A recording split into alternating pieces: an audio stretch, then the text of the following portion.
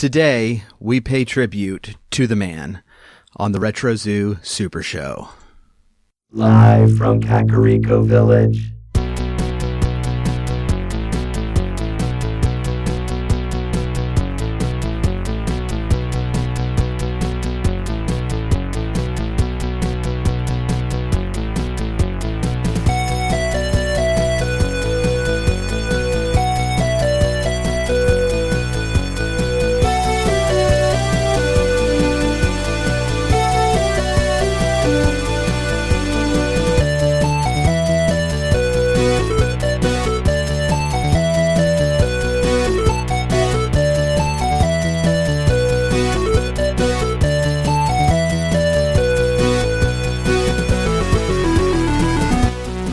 Broadcast throughout the Retroverse, transmitted to the real world via a maze of wires connecting a Super Nintendo to a Wii, to a Wi-Fi network, and finally to the Internet.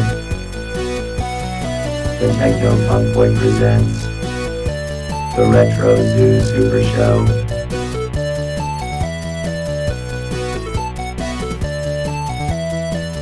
Now here are your hosts, Kai and Steven.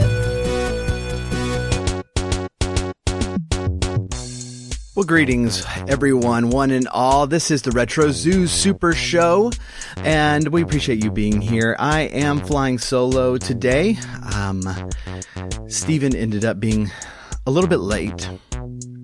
And by late, I mean he's 3 hours away. So we are going to roll on without him. But today is a very special episode. One of my personal heroes has passed away this week. And of course, we are talking about Stan Lee, the great comic book creator. And just icon, really an icon in the industry. And so if you are not aware of Stan Lee's, contribution to comic books, you are aware of them. You just probably don't realize who it is. So Stan Lee was 95 when he died, and he was a writer back in what they call the golden age of comic books. This is straight out of World War II starting into the 60s, and the way he told it over and over again was that he got frustrated with how juvenile those comics were. And if you have checked out the kind of golden age comic books, they're very geared towards children, very much so.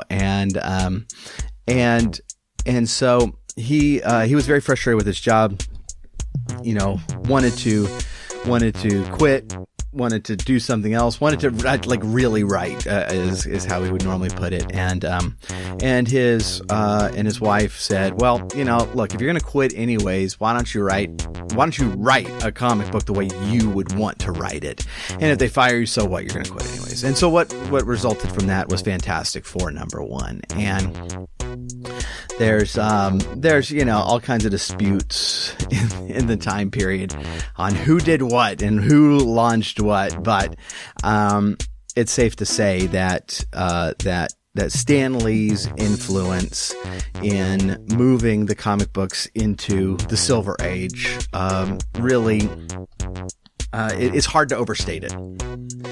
And so in the next few years, he would co-create several heroes, several teams that we know and love today. Fantastic Four, created with Jack Kirby. Iron Man, I think, was Kirby as well. Thor. Spider-Man with Steve Ditko.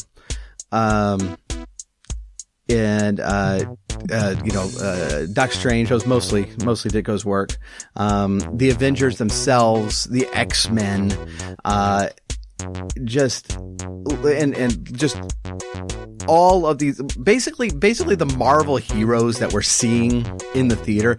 There's a reason Stan Lee is appearing in all of these movies, and most of these heroes that we know and love from Marvel come from some shape or fashion from him. Teamed up with Jack Kirby, with him teamed up with Steve Ditko, with just in that incredible environment in the 60s that were just churning out these incredible heroes, and these incredible stories. Captain America had been co-created by Jack Kirby earlier. That was really coming out of World War II. Stan Lee's contribution to Cap was kind of that the whole frozen in ice plot that's depicted in the films, and that brings Captain America into the modern age was Stan. And so, even the great Marvel hero that he didn't create, he contributed a lot to that. And so he very, very rightfully earned a cameo in all of these Marvel movies. He is just the ever-present cameo in every single one. And that is very well deserved. And even more than that, he has been, okay, I want to say mascot. And that seems like a little bit of a derogatory term, and I don't mean it to be. He's been a cheerleader for the comic book industry as a whole, and he's been an advocate for the comic book industry as a whole. And he's been a very, very good one. So many of these just outright geniuses,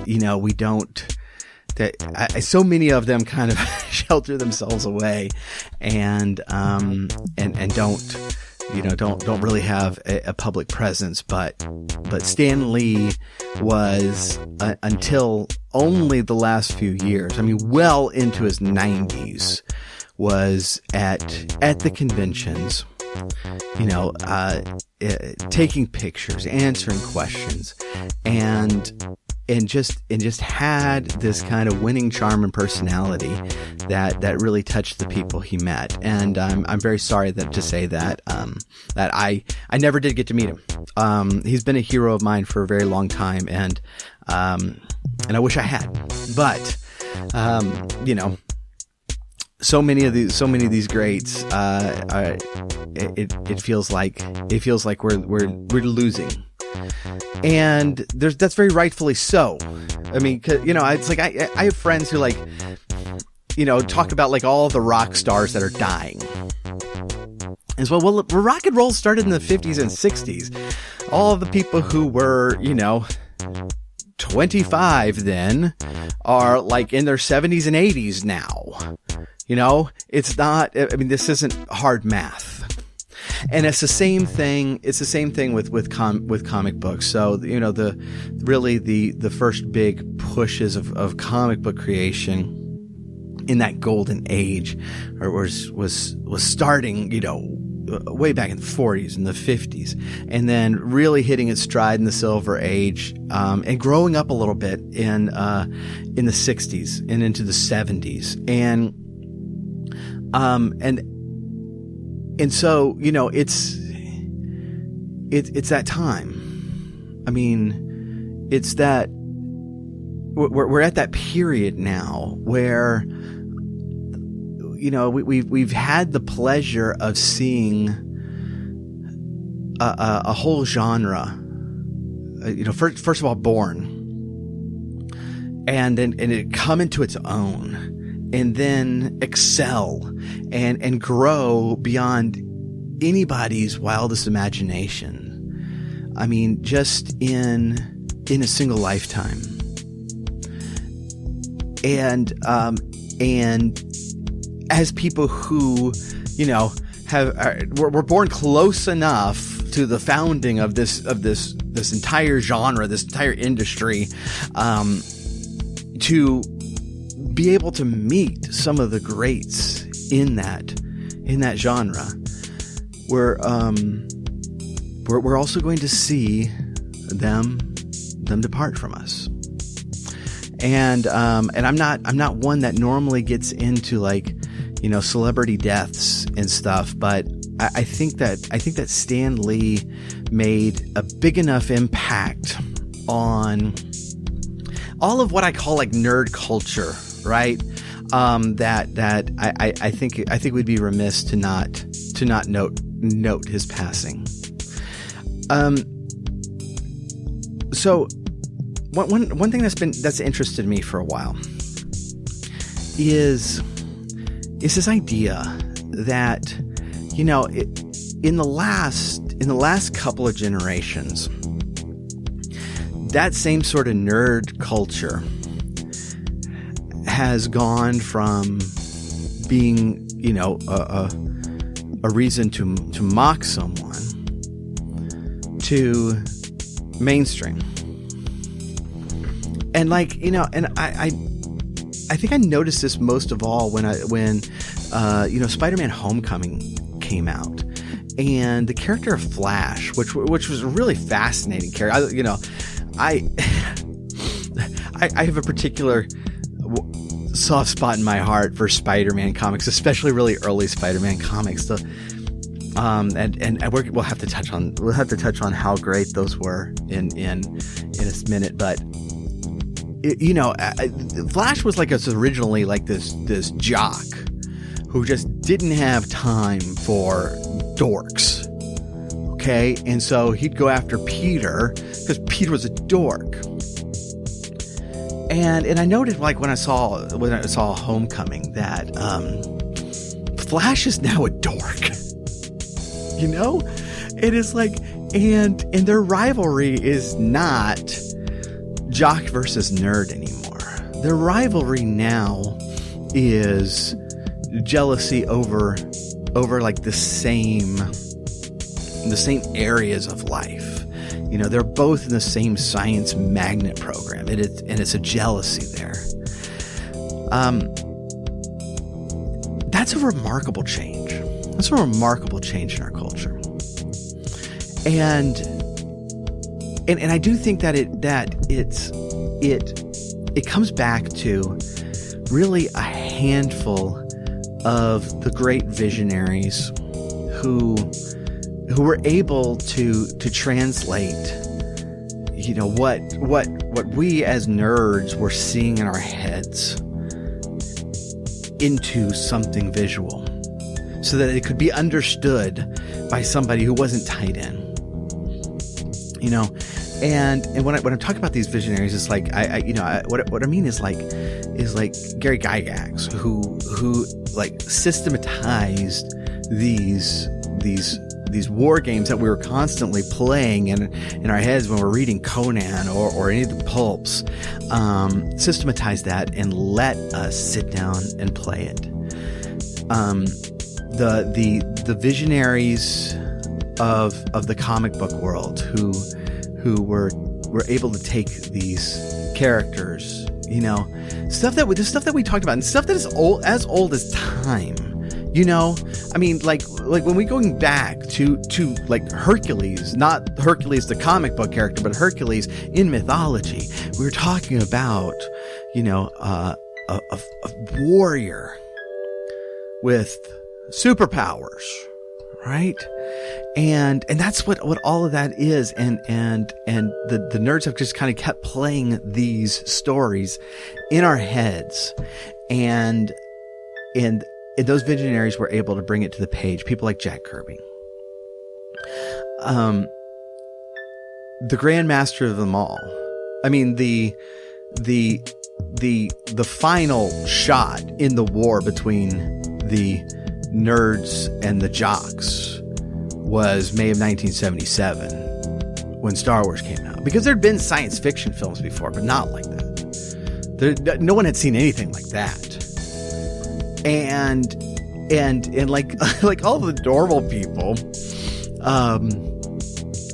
were able to go to the theater and suddenly realize, oh, that's what, whatever dork that existed with them is talking about. That's really cool. And so I think that people like this were able to bring, the thoughts and dreams of a small subset of the population, and show it to people and say, this is what we're talking about. Here, take a look. Kind of the last element of that, I think, has been the video games, and the just explosion of video games. Going back to the arcades, to Atari, into everything that's come since, and how far that's come in a remarkably short period of time. And that's something that's happened. Like, I don't know the birth of comic books. I wasn't around for that, but I've seen most of the history of video games. And how far that's come from, some text-based, whatever, on a mainframe somewhere into, Fallout 76 or the new Spider-Man game, which would be a great example because, goodness, we've been having Spider-Man games for so long. And then something comes, something like this comes out, which I haven't played. For those who listen to the show, of course, I am absolutely notorious for being 2 generations behind on every console. So I haven't played it yet, but people throwing around the terms of game of the year for Spider-Man is pretty neat.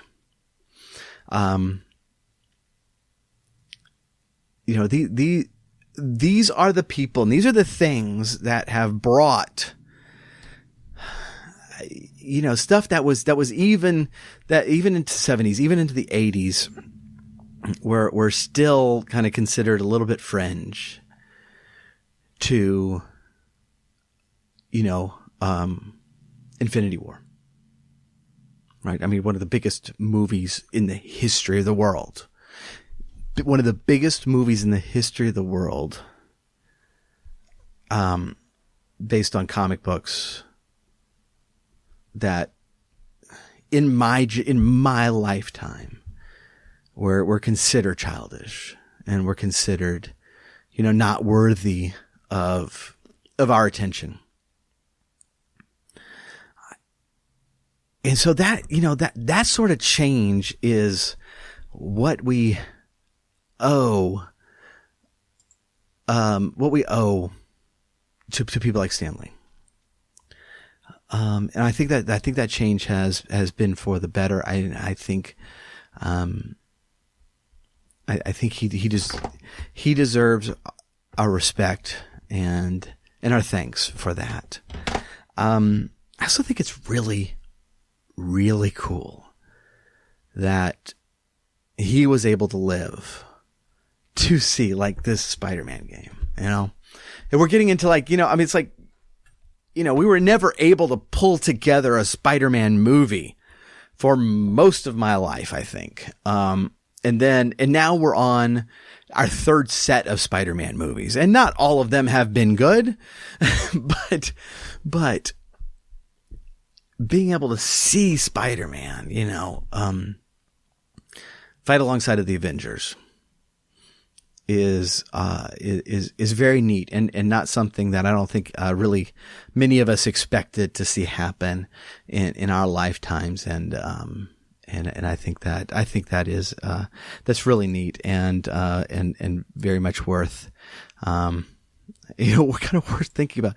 It's like all of this stuff is so much still in its infancy. I mean, do we get that? I mean, it's like, the novel has gone through so many different phases and so many different, different styles and that sort of thing. And in comic books have like had three main generations, right? It's like video games are still as much massive progress as they've come are still essentially as a genre in its infancy. It's like, we've had like 120 years of film, and after 120 years, we're now seeing stuff like Avengers Infinity War. All right. We have had 40 years of video games. The craziness that's going to come, has only beginning. And it makes me wonder, who those people are now, like the Stanleys that are going to completely transform things again. But back to what I'm saying, the fact that he was able to, that he lived to see all of this, is something that makes me extremely happy, because you look at people like, Steve Ditko just very recently passed away, and it was very cool that he went as long as he did. But people like Jack Kirby, saw so much growth in his medium, that he didn't get to see. The stuff that's still blowing our minds even this year. And so I am thrilled that Stan made it as long as he did. And that he was able to be with us so long. So I know we do have a call. Oh yeah, I really do have to take this. This is Phil. Hold on. Hey, Phil. Hey, Kai. Yeah, this is Phil from philsgamingemporium.com. Hey, yeah, Phil, look, I know we had planned a commercial today, but we're doing the whole Stan Lee thing. Yeah, the Stan Lee tribute. No, it's completely inappropriate to advertise video games when we're mourning the passing of of one of the greats. It's truly one of the greats. Oh, well, thanks. I appreciate that. That's cool of you. So we'll just postpone the thing till next week. Yeah, no, that's good. I just wanted to call, and I wanted to, I wanted to contribute a little bit. Oh, well, yeah, very cool. Yeah. Do you have some memories or anything of Stan Lee? Well, yeah, actually, I've been to a few of the conventions, I had a booth there and stuff. And, cause I was always tied down at the booth. I never got to meet him, but, I would very often get to see him walk by, and, he was always very gracious with people. And I would like yell at him. I would like, Stan, can you quiet down a little bit, or, that's really loud. Oh, well, that was just an example. But yeah, I would try to get his attention, and I don't think he ever heard me. But I saw him being very nice to other people. Well, that's really cool. Yeah. I can't remember. I think it was a Halloween, once. I can't remember if it was a Halloween or if just me and some of the college buddies decided to dress up, but we had a comic book theme, and I dressed up as Stan Lee, and I ended up kind of being the narrator announcer of everything we were doing, because I was Stan Lee. And I was supposed to be introducing everybody in to some friends, we had gone and seen some friends, and I was going to do this big presentation introducing them, but instead I did a whole speech about the creation of Spider-Man while they were waiting. And it was absolutely hilarious. Yeah, that sounds like a very Stan thing to do. Well, that's what I was thinking. Yeah. So yeah, it's that was a lot of fun, and that's that's kind of the influence he's had on me. It's like the first thing I think of when it's like, hey, dress up like a superhero, and my mind immediately goes to Stan Lee. Now, granted, a lot of it was just that was a cheap costume. I just I grew a mustache and wore glasses. I did have a little graying for the hair, cause I was in college at the time and all. But yeah, so. Okay. Well, that story kind of went off the rails a little bit. Look, I'm sorry. Just reminiscing a little bit. Well, I was going to mention one thing. It's just incredible. The man lived to be 95 years old, and I kind of wanted to do a tribute to that. A tribute? What kind of tribute?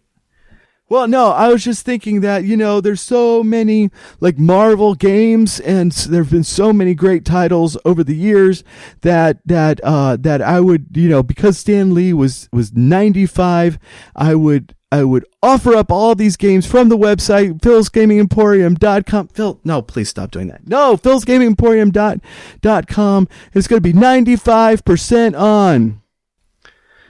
Do you mean 95% off?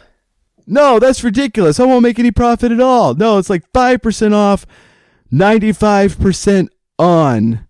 Okay, Phil, we're going to hang up now. philsgamingemporium.com. Okay, that's it. Okay. We are going to jump to the break. I like I was telling Phil, I really don't feel like, playing any commercials today. So we're going to play some, just a little bit of music, and then we will be right back.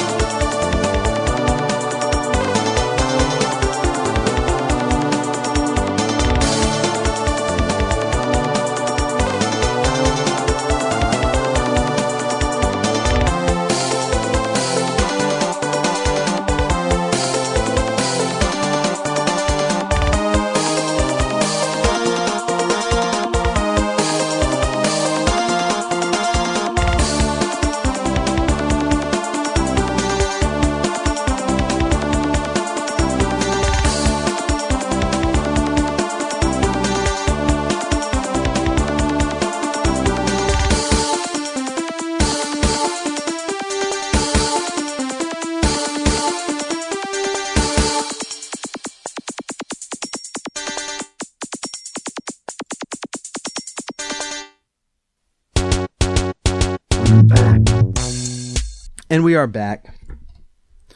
Okay, so so we're not going to tackle a lot today. I did want to mention one more thing about Stan Lee and kind of his influence on my life.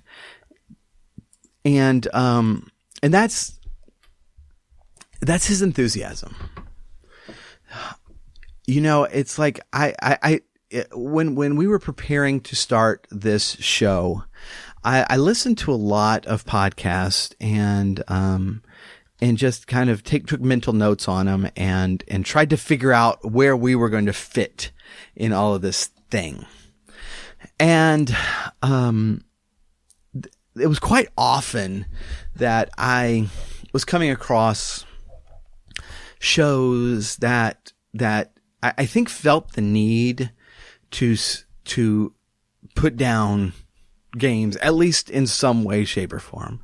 You know, even if it was like, you know, well, I do like this game, but, and then list a whole slew of stuff that's wrong with it.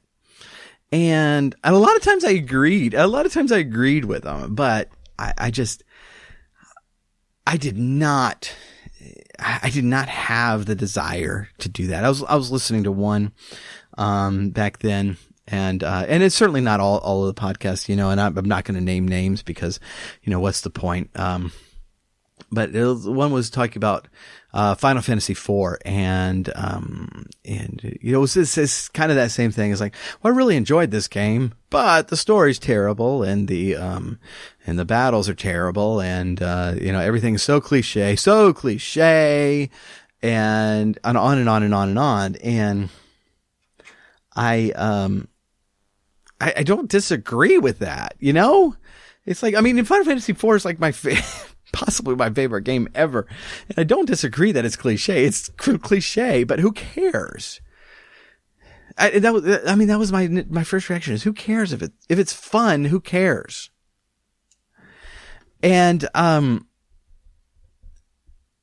realized that, you know, this was the kind of approach that I wanted and the kind of approach I really liked was that sort of enthusiasm that people like Stan Lee bring. And it is not considered serious it's not considered serious gaming criticism or, gaming journalism or whatever to do that. It's not considered,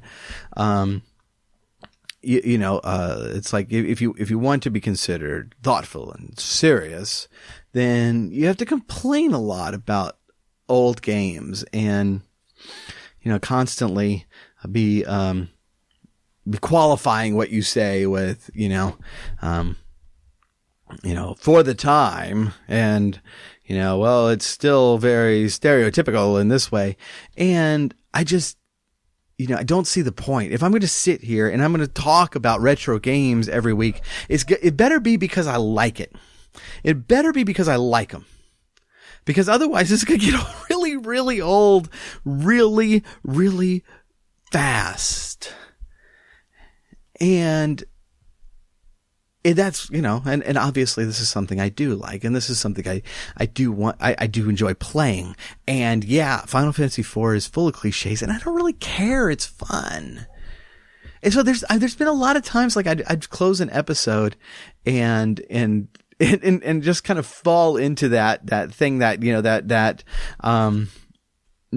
that assumption that we make that people who are going to talk seriously about video games need to be serious about them and seriously criticize them in certain ways, shape, or forms. And I'll finish an episode and just think to myself, like, dang, I did a glowing review of that game, and people are going to think that I just like every single game out there, and mostly I do, Mostly I do. I mean, we've reviewed games on here that I don't like, but mostly I like them.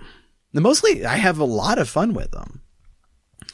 And I really don't see the point in playing them if I don't. So, I mean, there are games that I don't like, but I think they're probably few and far between. I generally like them, and that's why I'm here. I get that. I mean, I'm getting that from Stan. I mean, you know, and there are others like him, but you know, just that enthusiasm for what he does.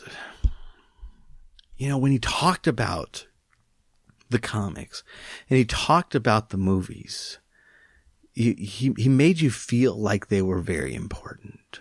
He made you feel like he loves them as much as you do.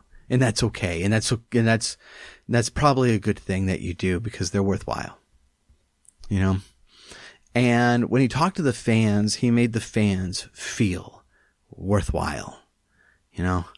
And he shared that bond with them, you know, and it's, look, just go on Twitter and go find like writers and actors and celebrities and go and like, if they're interacting, you know, it's like a lot of the like Twitter things are just run by, you know, media companies or whatever, but go to some of them that are run themselves and see how they like talk to fans, you know, and it's just see how rare that is, that people, you know, these people are being approached by Stan Lee himself with that same sort of enthusiasm that, you know, it's that bond that brought a lot of us together in the first place. That idea that, you know, kind of, wait. You like this stuff too? And that, you know, that moment in meeting someone where you have that realization that you share something with that person, something important to you, something that's close to your heart. And you're just able to start talking about it. You know, that sort of enthusiasm is something that I saw in Stan.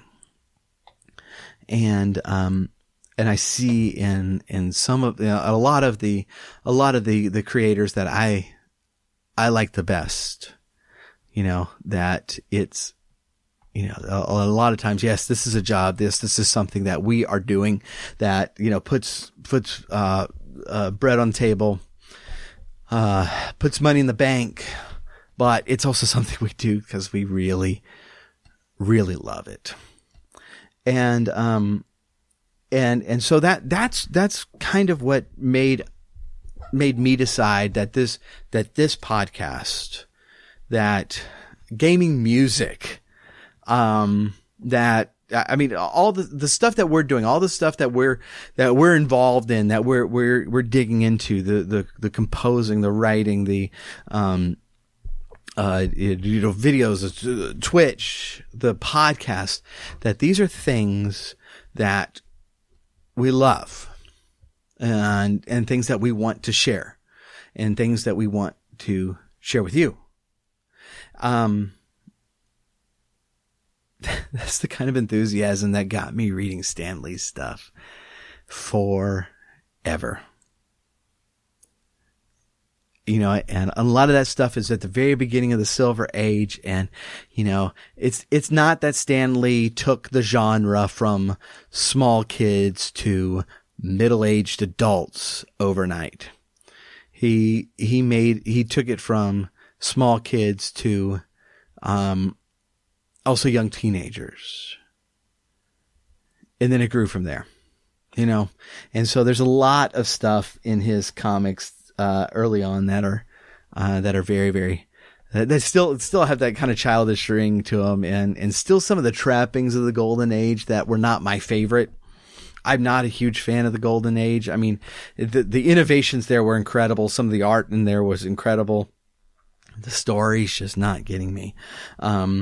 But and so there's a lot of that stuff still there. But it was growing. And so the pleasure I get in reading Stan Lee stories is you have his voice there, you know, it's like you can hear him telling you this story, and you can hear the excitement in his voice when he's telling you, and now the Hulk's going to do this. And so, yeah, you know, a lot of it is still very, very childish, but it is that sort of love for these characters, that sort of love for the genre, and that sort of love for superheroes and what they represent, that's critical. Last thing is Spider-Man. And, you know, Spider-Man always seemed to be Stan's favorite. And I can see why. You know, Spider-Man is not my favorite superhero. My favorite superhero is Captain America, and my favorite team is Fantastic Four. So imagine my disappointment. Well, first of all, imagine my elation between Winter Soldier and Civil War, going to the theater, and it's like, yes, y'all are nailing it. And then my great disappointment every single time they say they're going to do Fantastic Four for the film, but Spider-Man is not my favorite, but there is something in Spider-Man that's just not in many other places, you know. The way Stan always told the story is that, you know, his publisher was hesitant to run Spider-Man because, you know, superheroes were adults and sidekicks were the teenagers. And so they threw the first Spider-Man story into a title, that was going under, and, you know, and just like, okay, we'll just do it there. And it did quite well. And so we have Spider-Man, but Spider-Man's special because of all the mess that happens to him. Spider-Man started off as a teenager, as an awkward teenager, in the heart of the, you know, jocks versus nerd battle. And he had trouble connecting with people, and he had, trouble at home, and he was bullied, and he was an outright dork. And then he became Spider-Man, and all of those problems, like, intensified by 10. And so he was even more of a dork, and he had a harder time connecting with people, and he had more family problems because of his death of his uncle. And read the early Spider-Man. Aunt May's her cognitive ability slipping very rapidly in those comics. And he's trying to hold all of this together while like the words from his uncle are like haunting him. The with great power comes great responsibility words are haunting him and pushing him beyond what anyone should be forced to do, and through more trials than anyone has been forced to do. And it's like, I don't know if y'all have seen these, but okay, so Marvel has published these, big volumes, black and white, I think they're called like the Essential whatever, the Essential X-Men, Essential Spider-Man. And they each book has like 25 comics in it. So it's just like an archive thing. So it's not in color, but you get 25 issues and they're like $15, something like that, whatever the current price is. But, so I get like 6 of these from Spider-Man, and they are depressing the heck out of me as I'm reading through them. And I finally halfway through had to put it up for a little bit and like read something else, because Peter Parker is forced to go through so many trials, so much heartbreak, so much loss, more than anyone else. They put that kid through the ringer, and he comes out the other side. And as somebody who was that awkward kid in high school, and as somebody who had trouble connecting with people for a large portion of my life. Watching Spidey conquer it time after time. It never got any better for him. It never got any better for him. But he kept getting up. It was downright inspirational. And you know, some of the letters that Stan has gotten because of Spider-Man comics have been very famous. You know, the whole controversy that broke the Comic Code Authority for the first time is in there. I won't go through it again. It's a great story. It's a great story. And you know, for those who haven't heard Stan talk a lot, there's only a few stories he tells, and he tells them over and over again, but they're worth listening to. He's such a great storyteller. But I think that spoke to a lot of people. And I think that, you know, a lot of us are better because of it. And I think a lot of us have made lifelong connection with people because of, you know, going over to somebody's house and seeing Spider-Man comics there. You love this stuff too.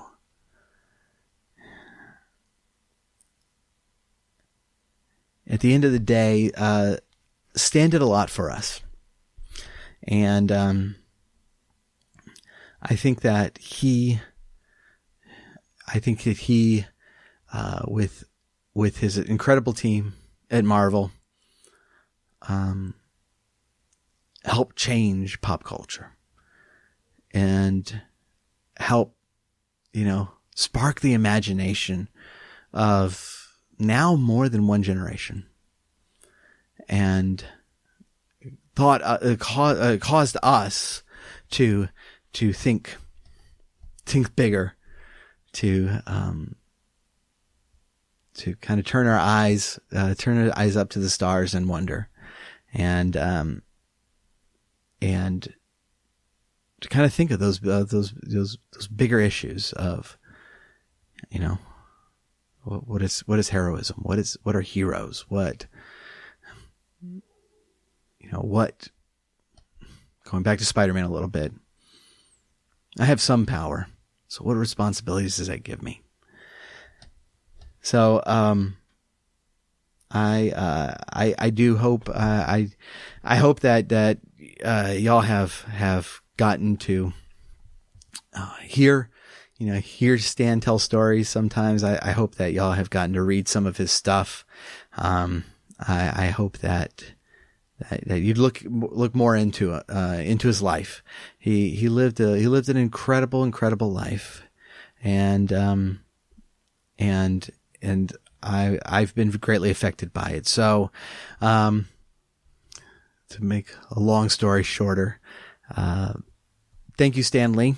And, I greatly appreciate, everything that you have done in my life through your writing. And I guarantee you, I would not be sitting here if it weren't for people like Stan Lee, like Steve Ditko, like Jack Kirby, like, George Lucas, like Miyamoto, like Tolkien, the generation before him. You know, these are the people who caused us to imagine greater. And so, we're losing these people too quickly. And, Stan, you will be missed. Thank you all for joining me today. We are going to do a little bit things to, a little housekeeping at the end here. We're going to do things a little bit differently, this holiday season. Stephen has started his Christmas job. And so next week we hope to have a guest with, actually not next week. Sorry. Next week is Thanksgiving week. We'll take the week off. We did our first year without missing a single week, and that was a little much. That was hard.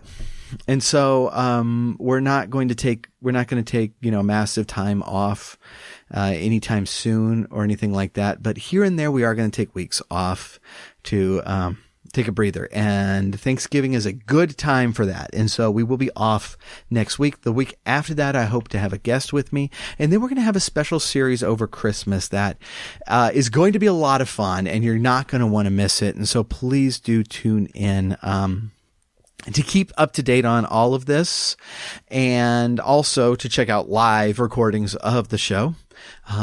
Check out our Discord link down in the show notes. We do have a Discord server that we're trying to build up and hopefully making a lot of fun. So do check that out.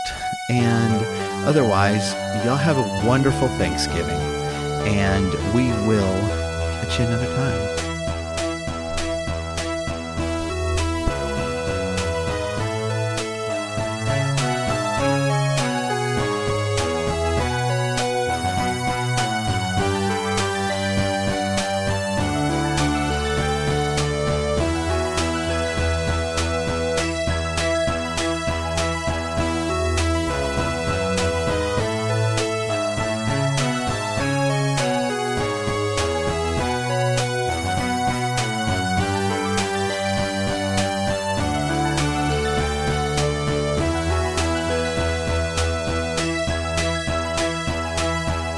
The Retro Zoo Super Show is brought to you by the Techno Funk Boy. Follow us on Twitter at Techno Funk Boy, on Facebook at the Techno Funk Boy, and sign up for our email list at technofunkboy.com. Also look for us on Spotify, iTunes, and Amazon for music. If you are so inclined, please leave us a 5-star rating and review on your favorite podcast catcher. If you are not so inclined, you are obviously some sort of villain trying to conquer the world. Unowned music and gameplay clips are used for educational and critical purposes.